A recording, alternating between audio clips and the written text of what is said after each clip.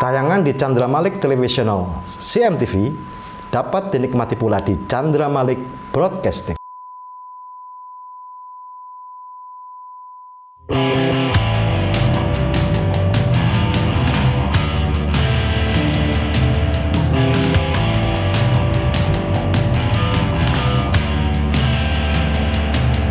Di belakang panggung ada tulang punggung, dari belakang layar menyalakan gebyar.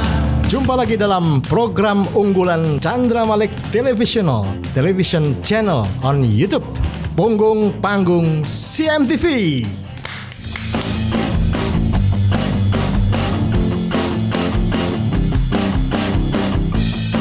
Selalu ada orang-orang di belakang panggung yang menjadi tulang punggung dari panggung itu sendiri. Dan pada kesempatan kali ini, saya akan mengundang seorang teman sahabat baik yang tahu betul seluk-beluk lika-liku bagaimana ide kreatif kita bisa dikembangkan menjadi konsep dan ditawarkan kepada para penggiat, para penikmat, para pehobi sponsorship ya.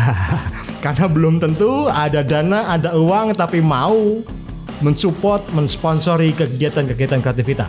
Dia adalah seorang teman yang sungguh baik dan bisa menemani kita dalam terus mengulik ide-ide kreatif sehingga bisa matang dijadikan event yang betul-betul layak untuk digelar. Agus Dani.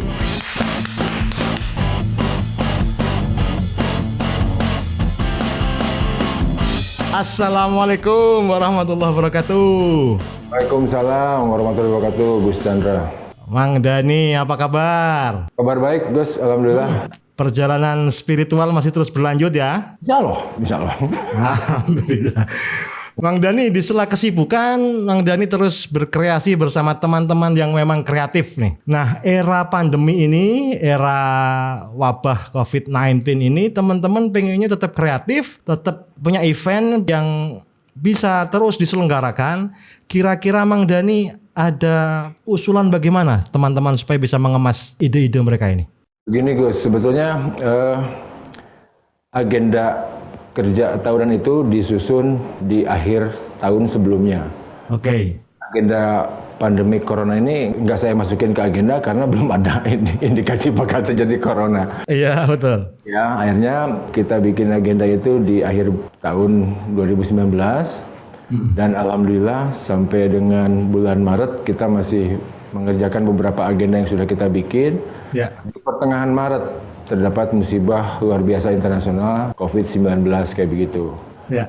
Serta-merta kami juga harus memutar otak atau membongkar semua agenda yang sudah disusun, terutama untuk memfasilitasi teman-teman yang kita lakukan kerjasama untuk kerja bareng lah di tahun 2020 ini. Ya.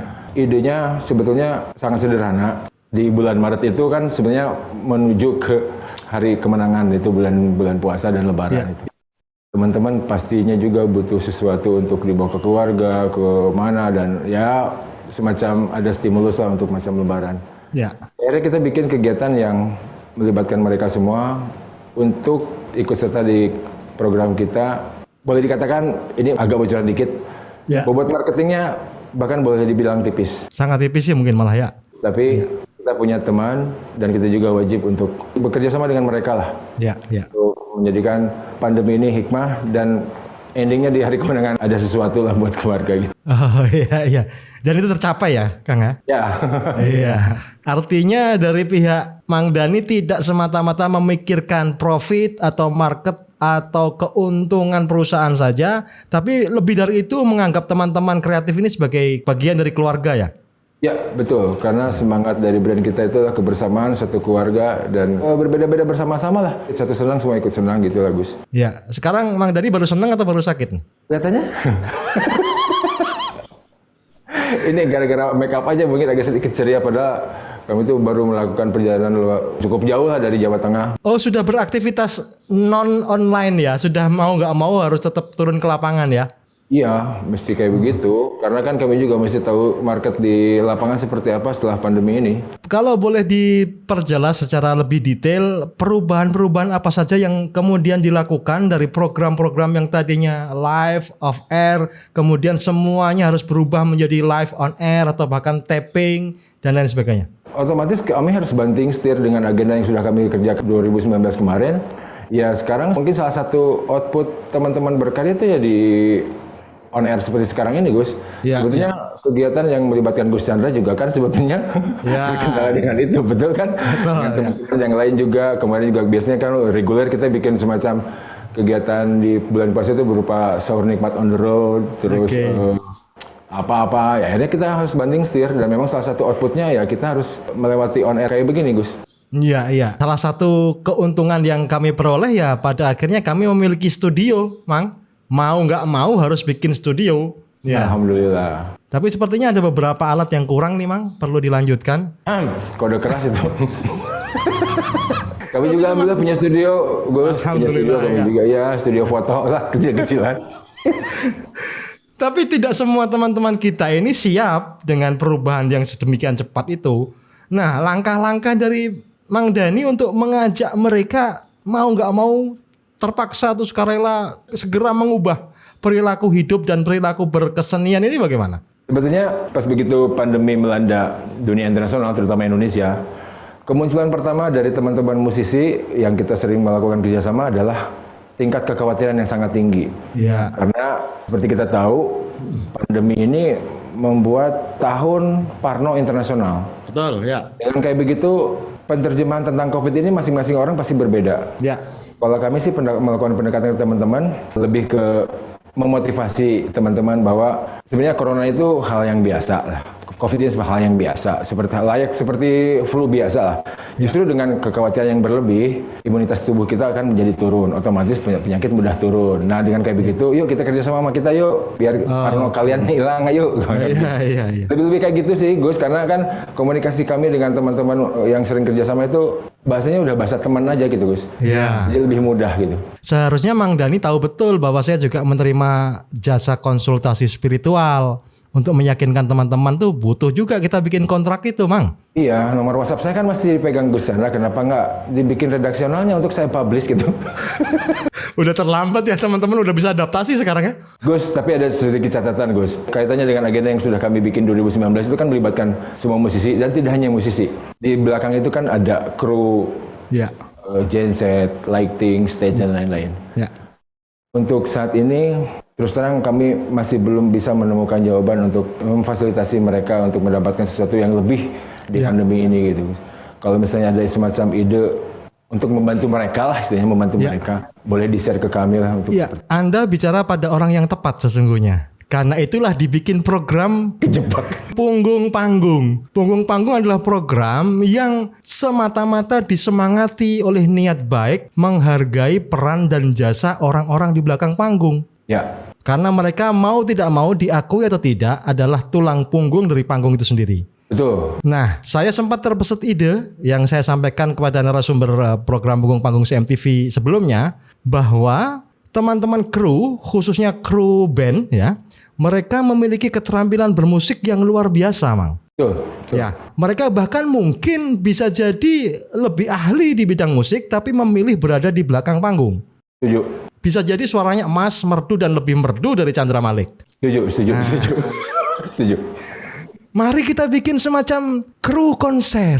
Di on air juga kan? Online ya, atau apa, kru festival atau apapun namanya itu, yang teman-teman yang biasa mengkru artis atau band tertentu sekarang diberi kesempatan untuk main, untuk membuktikan bahwa dibutuhkan keahlian luar biasa untuk menjadi orang-orang belakang panggung. Nggak bisa asal comot, nggak bisa sembarangan. Setuju, sangat setuju. Oke, nanti RAB segera disusun oleh Bendra dan diajukan ke Pak.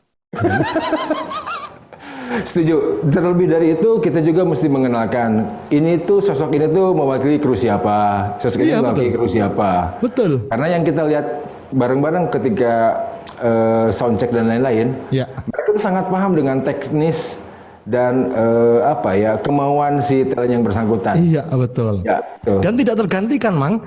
Ketika si A atau si B absen, ya memang si artis ini benar-benar gelisah karena tidak mungkin dipaksa percaya kepada kru tembak atau kru cadangan.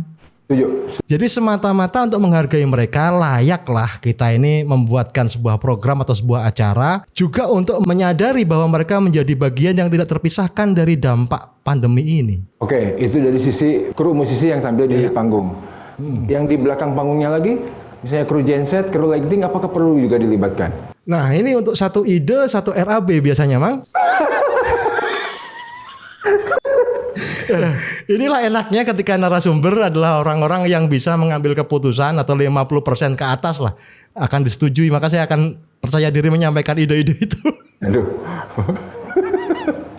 Aku juga kepikiran tuh kayak krunya genset, lighting, rigging, panggung dan lain-lain itu kan mereka juga sebenarnya orang-orang yang sangat berjasa yang tidak diketahui orang. Ya, iya. Yang penonton tahu kan hanya seorang musisi gitu. Padahal di belakang itu banyak orang yang terlibat untuk mewujudkan sebuah kegiatan yang untuk memuaskan penonton gitu. Saking saya berempati dengan teman-teman belakang panggung ini, bahkan saya sampai menciptakan lagu yang berjudul Punggung Panggung. Stage backbone ya.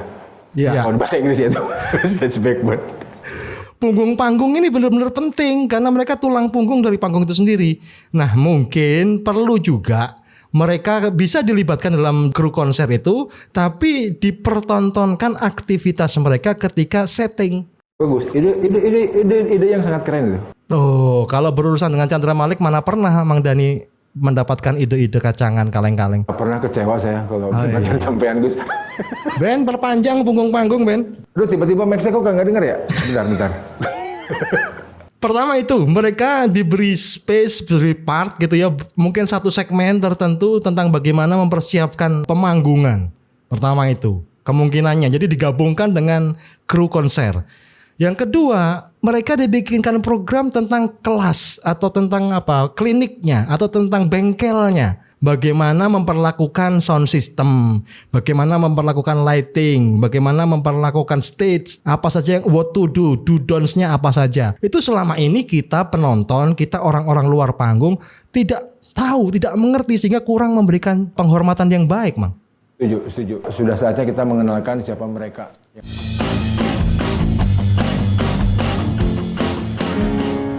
Tahun ini 21 tahun Rocket Rockers.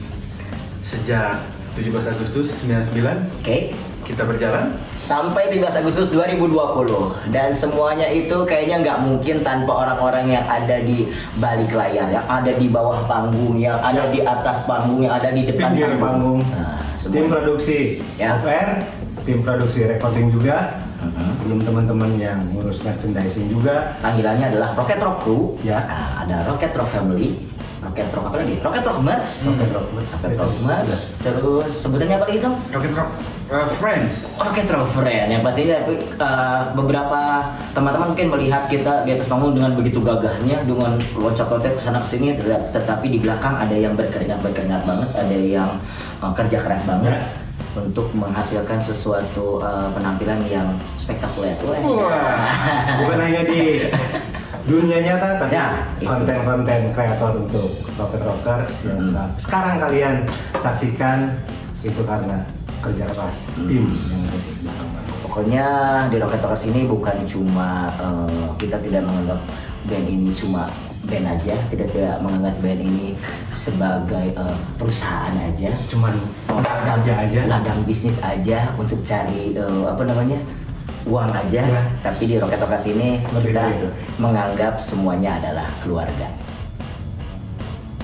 Mereka berjuang agar kita menang.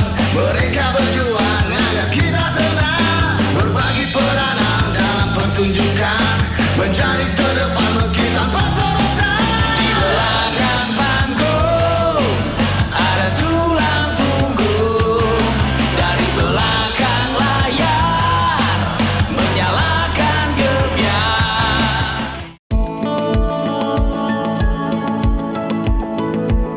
Jarum coklat saat tepat, saat melepas gundah hati. Hanyut dibuai rasa tak senang mengenang hati.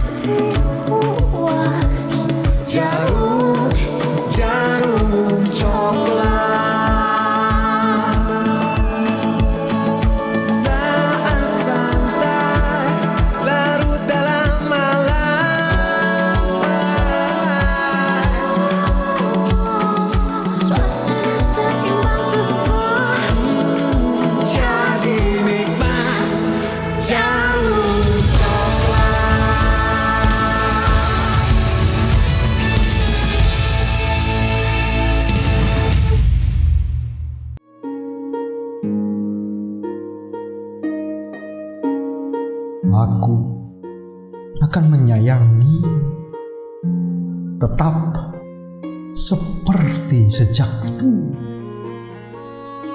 Dengan diam-diam rindu, selalu berdoa untuk aku cukupkan sekian sedih-sedih perpisahan, sebab kau berhak bahagia meski sudah tiada lagi kita.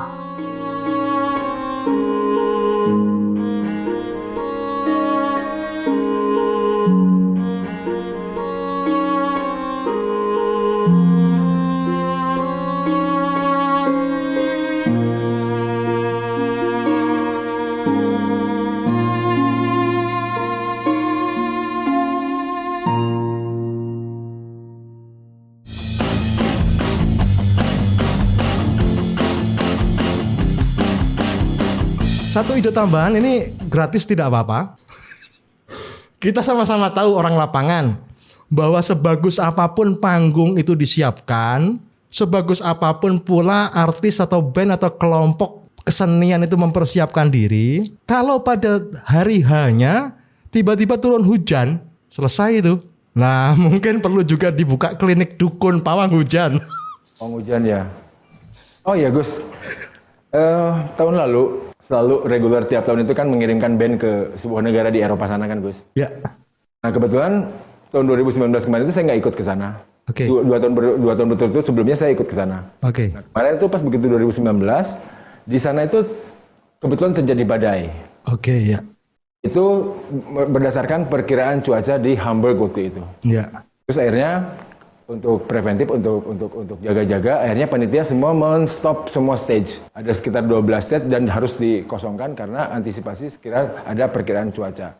Ya. Tiba-tiba teman kita, Manja Saat, bilang sama foundernya, sama Sasa namanya, kalau di Indonesia kayak begini bisa diantisipasi. Oh, gimana caranya? Yang tadi sampean bilang, kita tuh punya Rainmaster. I don't believe. Katanya, kata si Sasa. Ya udah, saya hanya sekedar menginformasikan bahwa di Indonesia ini bisa diantisipasi. Ya. Besoknya, si Sasa ini datangin ke si Manja Saat. Oke, kalau kamu bisa datengin itu, 2020 sekarang, saya datengin dan saya ongkosin. Serius, ini Tuhan, serius. Berarti ada peluang karir ya, Mang? Ya, kearifan lokal Indonesia memang sedikit dicoba di sana gitu. Woi. Dan kita punya stok itu, talent-talent seperti itu punya stok. Banyak banget. Berarti sangat mungkin ya diadakan ya? Sementara kan mereka tuh sangat percaya pada alat. Ya, ya. Kan bertolak belakang sama kita sangat percaya sama yang kuasa. Ya betul, bijaksana, alhamdulillah. Pengaruh dari pergaulan dengan Chandra Malik. Pengaruh dari itu, pelang di atas itu. Ya. Kita selain pendekatan teknis juga pendekatan non teknis, Mang. Artinya tentang bagaimana memanajemeni cuaca, memanajemeni penonton, ya kan? Tidak bisa hanya mengandalkan aparat, tapi juga harus ada 1-2 orang, 1-2 pihak yang menjaga psikologi kejiwaannya dengan doa-doa, dengan mantra dan kelebihan tertentu. Setuju. Saya salah satu orang yang percaya akan kekuatan doa. Saya doakan nanti RAB lolos dan bisa langsung dieksekusi. Mas, nggak kedengeran nih. Mang, tapi gara-gara pandemi ini kira-kira kita akan kembali normal beraktivitas kapan, Mang? Kalau dalam hitung-hitungan manajemen brand. Kemarin saya baru dapat informasi dari perusahaan, polisi perusahaan mengharuskan sampai akhir tahun ini tidak ada kegiatan yang sifatnya off air atau kembali lagi ke masa normal itu akan dieksekusi di awal tahun 2021, Gus. Jadi kita mesti manfaatin 6 bulan ke depan tuh mau ngapain aja nih. Saat ini perubahan-perubahan yang kemudian menjadi kegiatan online ini sudah memenuhi kebutuhan atau belum? Maksud saya mungkin dalam kondisi normal kita memiliki 100 event. Kemudian online ini mungkin baru 50 atau 60 atau malah mungkin sudah berlebih atau bagaimana? Enggak, bagaimanapun juga interaksi dengan manusia antar manusia itu tidak tergantikan dengan media apapun. Kemarin itu saya punya kesimpulan manusia itu makhluk sosial terus dipaksa sekarang jadi antisosial. Betul kan Gus? Ya, betul. Artinya yang perlu kita khawatirkan upaya pemutusan penularan virus COVID-19 ini dikhawatirkan juga atau justru memutus mata rantai sosial, politik, ekonomi, budaya, pertahanan, keamanan, agama dan lain sebagainya, Mang ya? Betul. Nah, upaya-upaya new normal dari pihak brand, dari pihak teman-teman Mang Dhani apa saja untuk sampai kepada titik new normal ini? Otomatis kami juga akan selalu update mengenai perkembangan yang ada, terutama dari polisi-polisi pemerintah. Pembatasan, social distancing juga kalau kemarin kita berlakukan di kegiatan DCDC for You, sekarang sudah agak sedikit melunak. Jadi satu ruangan itu kalau waktu DCDC for You itu hanya diisi oleh 3 orang dengan jarak 1 meter, sekarang sudah bisa lebih dari 5 orang gitu. Minimal sudah ada kerumunan lagi, meskipun sebetulnya ini agak sedikit worry juga untuk dipublish di umum. Takutnya malah jadi ekses yang negatif juga buat kami. Tapi sebelum penayangan kegiatan yang digital, kami selalu mempersiapkan atau memperlihatkan tontonan yang SOP kesehatan. Protokol kesehatan tetap dilaksanakan ya? Tetap dilaksanakan, protokol kesehatan tetap dilaksanakan. Di sisi lain Kapolri sudah mencabut peraturan terkait dengan protokol kesehatan, sudah lebih melunak, sudah dibolehkan kegiatan kerumunan, sudah boleh lebih dari 30-an orang kalau tidak salah ya. Itu disikapi seperti apa oleh Mang Dhani dan teman-teman? Sambutan yang baik dari pihak kami kaitannya dengan beberapa aturan pemerintah yang sedikit melunak. Tapi balik lagi ke agenda atau ke spirit brand bahwa kami itu bersama-sama. Jadi kalau 30 orang tuh saya rasa masih belum bersama-sama gitu, kalau belum ribuan orang gitu. Bagus ya, betul? Betul. Jadi lebih baik ditunda dulu ya, sabar dulu ya, online dulu ya. Betul, lebih baik ditunda dulu, dan lagi pula kegiatan-kegiatan yang off-air juga belum pernah kami lihat, kecuali kemarin ya Bapak Haji Roma. Iya. Dengan kegiatan kayak begitu pun yang sifatnya menghadiri sebuah pesta juga kan bakal jadi pertanyaan yang lumayan cukup besar juga buat para warga negara Indonesia. Oh ya. Salah satu contoh, jadi kita tidak mau memulai lah. Karena juga pasti juga tidak mau dipersalahkan ya jika ada apa-apa ya. Kehati-hatian, kewaspadaan menjadi prioritas ya Mang ya? Harus. Mang, sudah berusaha memfasilitasi teman-teman. Tapi boleh jadi belum semuanya mendapatkan jatahnya atau mendapatkan support lah dari pihak brand. Ini terhadap teman-teman yang belum ini bagaimana Mang? Langkah-langkah dari kami itu seperti kayak begini. Kalau misalnya kita melibatkan seorang musisi, dalam hal ini grup itu, ada semacam bukan imbalan, sepertinya ada semacam apresiasi buat mereka. Ya selalu saya ingatkan jangan lupa ya, kru kalian juga dikasih, saya bilang kayak begitu. Iya betul. Terus ada satu sisi juga saya minta ide ke teman-teman, teman-teman yang ada di Bandung, teman-teman yang ada di luar juga.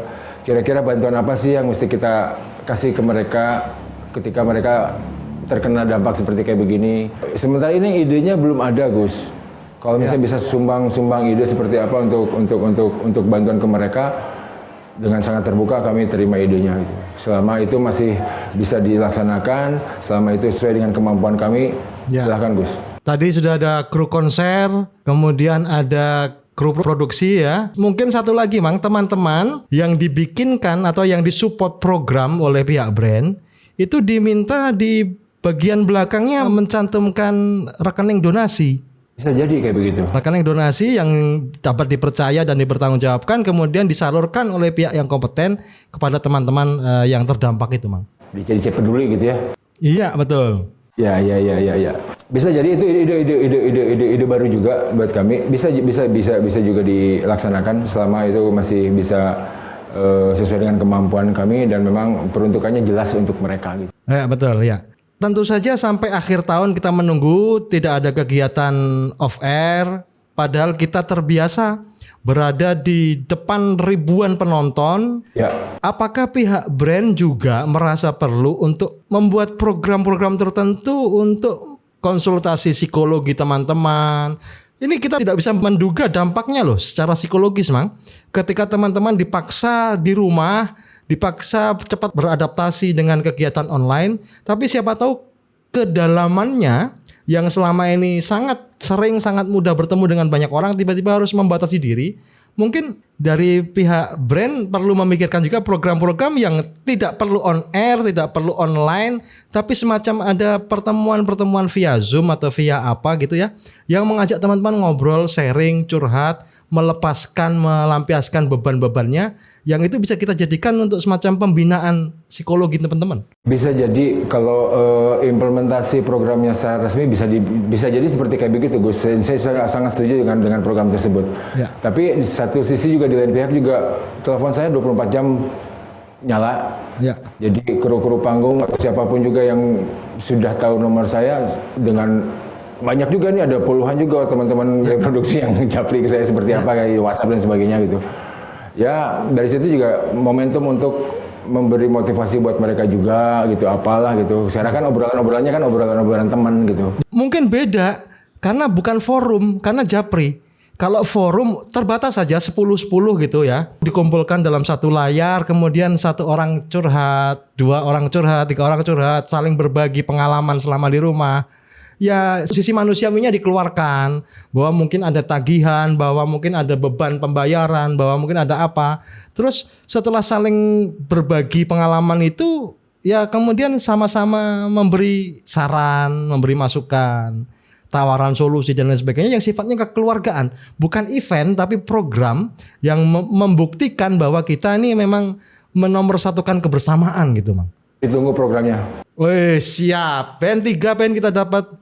Ditunggu programnya. Alangkah lebih baiknya program ini ditujukan untuk teman-teman yang memang langsung praktek, bukan dari owner-owner produksinya. Betul, ya setuju. Sangat setuju. Jadi pendekatannya memang benar-benar kita di masa senang dan masa susah itu kita berteman, kita berkeluarga. Tuh, saya setuju banget. Bikin programnya, Gus. Siap. Ini kayaknya nggak ada pertanyaan ini ya. Ini ngobrol-ngobrol ide-ide aja ya berarti ya. Iya, Google di saya semua kok ya idenya.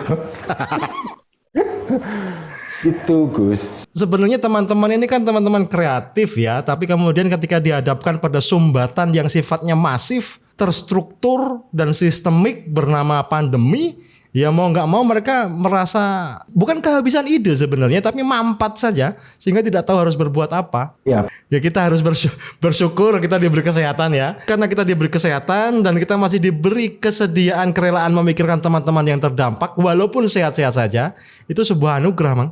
Amin. Walaupun sehat, walaupun tidak terkena COVID, tapi faktanya kita ikut terdampak, Mang. Iya. Pasti. Maka kita perlu bikin terobosan-terobosan tertentu yang dalam kondisi seperti ini pun alhamdulillah kita sehat dan kita masih bisa berkegiatan. Ya, betul, Gus. Saya bersyukur atas itu. Betul. Nah. Satu lagi yang menarik, Mang, ternyata pandemi pun tidak bisa menghentikan proses kreatif dan kelahiran band baru, kelahiran karya baru. Justru bahkan di rumah orang semakin lebih bisa kontemplatif, menciptakan hal-hal baru. Nah, dari pihak Mang Dhani, dari pihak brand, bagaimana menyambut perayaan kreativitas seperti ini? Nah, sebetulnya sebelum ada pandemi ini, kami juga sudah menyiapkan beberapa program, terutama di digital, untuk band-band baru yang punya potensi, bahkan band-band baru yang baru lahir gitu. Ya. Jadi mereka dengan sangat terbuka, kami fasilitasi untuk menjadi sebuah kanal, forum, di mana band-band tersebut bisa berinteraksi langsung. Oh iya. DC shout out gitu. Sampai sekarang sudah ada sekitar 8.000 band yang sudah terdaftar di kita. 8.000? 8.000. Jadi kami menyambut baik dengan kreativitas mereka gitu. Iya. Bahkan lebih, sekarang udah belasan ribu. Ya kan itu yang 8.000 itu hasil kurasi. Oh iya. Di luar kurasi kan ada belasan ribu. Itu perlakuan terhadap mereka bagaimana, Kang? Diperlakukan seperti apa untuk tetap bisa bertumbuh? Perlakuan terhadap mereka yang memang punya passion di dunia band atau dunia kreativitas, terutama musik, kami punya beberapa output untuk menyalurkan bakat mereka. Satu, melibatkan radio. Dua, melibatkan TV. Tiga, kita ada support khusus untuk band yang benar-benar punya potensi. Kita bikinkan video klipnya, kita siapkan kanal untuk publisitasnya dan lain-lainnya gitu, Gus. Artinya tidak hanya mensupport, tidak hanya mensponsori band-band besar yang sudah punya nama, band-band baru pun sangat terbuka peluangnya untuk masuk ke jajaran papan atas ya? Ya, minimal kita bisa bantu untuk mempublikasikan mereka lah. Di website kita yang memang sudah cukup banyak netizen yang terdaftar di kita. 216 ribuan lah.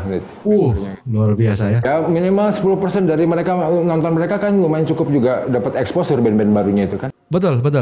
Beberapa elemen yang dijadikan dasar kurasi apa, Mang? Satu, aktif dalam bermusik. Oke.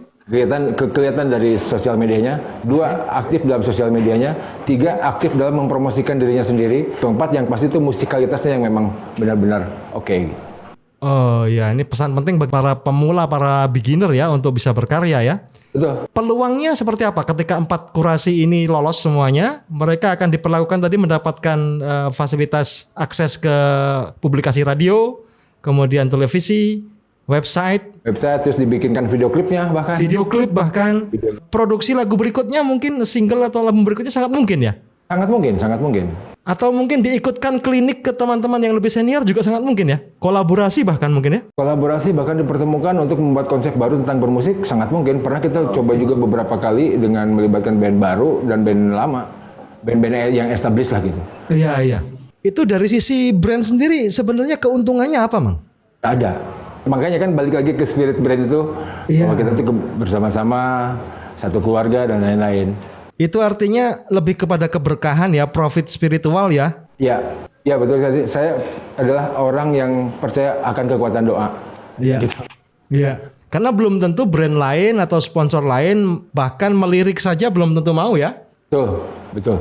Apalagi kondisi pandemi, mereka tidak mau bersusah-susah, tidak ada range market yang baik, ya sudah nggak ada, nggak apa-apa gitu ya. Tapi saya lihat dari Mang Dani dan teman-teman tetap berikhtiar sebisa mungkin untuk memberi panggung pada teman-teman itu walaupun tidak berupa pertemuan langsung. Ya, bahkan kan programnya sampai sekarang juga masih berjalan yang DC musik kita virtual itu. Itu kan salah satu output buat teman-teman band-band baru itu untuk kami publikasikan berupa kegiatan on air di studio. Tentang kemerdekaan berkreasinya, Mang, apakah ada pesan-pesan sponsor tertentu harus ada ini, harus ada itu, atau bebas leluasa? Bebas. Bebas ya. Berkaryalah, jangan jadi pemain band cover. Ya kan karyamu yang mengenalkan siapa dirimu gitu aja, Gus. Luar biasa. Ada pertanyaan terakhir? Kapan ya ini ke pandemi berakhir ya? Aku udah gatal ini pingin ke lapangan nih. Iya. Mau bagaimanapun tidak tergantikan ya pertemuan langsung ya. Gak bisa, manusia itu kan makhluk sosial. Sekarang dipaksa jadi makhluk antisosial kan. Susah juga ngeberontak kayak begitu. Satu pesan terakhir untuk teman-teman, Mang, yang saat-saat ini terpaksa tetap di rumah saja dan tetap harus kreatif. Apa, Mang? Yakinlah dari semua kejadian pasti di balik itu ada hikmah. Dan hikmah selalu lebih baik daripada yang hanya berkeluh kesah ya? Ya, betul. Itu mah enggak banget lah. Berkeluh kesah sama komplain gitu mah enggak banget lah. Iya. Yakinlah pada suatu saat nanti kamu akan mendapatkan sebuah hikmah dari sebuah kejadian ini. Oke. Terima kasih, Mang Dani. Terima kasih, Gus Chandra. Atas waktu dan obrolan yang menyenangkan ini. Kita akan jumpa lagi dalam program Punggung Panggung CMTV dalam episode yang selalu menarik dan membicarakan hal-hal di belakang panggung. Karena orang-orang di belakang panggung itulah sesungguhnya tulang punggung dari panggung itu sendiri. Saya Chandra Malik, Mang Dani, terima kasih. Assalamualaikum warahmatullahi wabarakatuh. Waalaikumsalam warahmatullahi wabarakatuh.